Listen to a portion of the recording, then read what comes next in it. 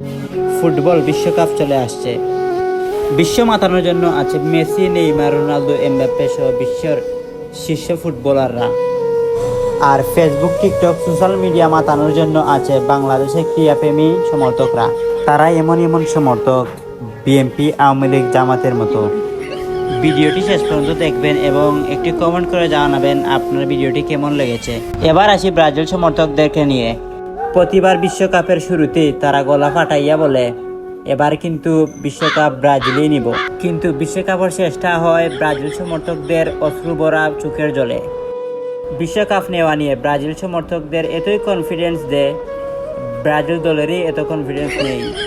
Brazil দল অন্য দলের সাথে খেলায় হারলেও খেলোয়াড়রা হার মেনে নেয়। কিন্তু বাংলাদেশে থাকা ব্রাজিল সমর্থকরা তারা কিছুতেই মানবে না। তারা বলবে লেফারি ঘুষ খেয়েছে, লেফারি ফাউল ধরে নাই, লেফারি পেনাল্টি দেয় নাই, আরও কত কি সমস্যা তারা বলবে। এমনকি 2014 বিশ্বকাপে জার্মানি তাদেরকে 7টি গোল দেয় এবং আর্জেন্টিনা তাদেরকে 7 আপ উপাধি দেয়।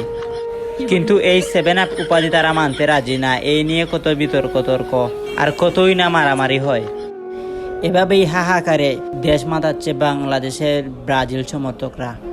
যাই হোক, ভিডিওটি দেখে আপনার কেমন লাগলো আর আপনার কোনো ব্রাজিল সাপোর্টার বন্ধুকে শেয়ার করে জানিয়ে দিন। আর এরকম ভিডিও পেতে আমাকে ফলো করুন।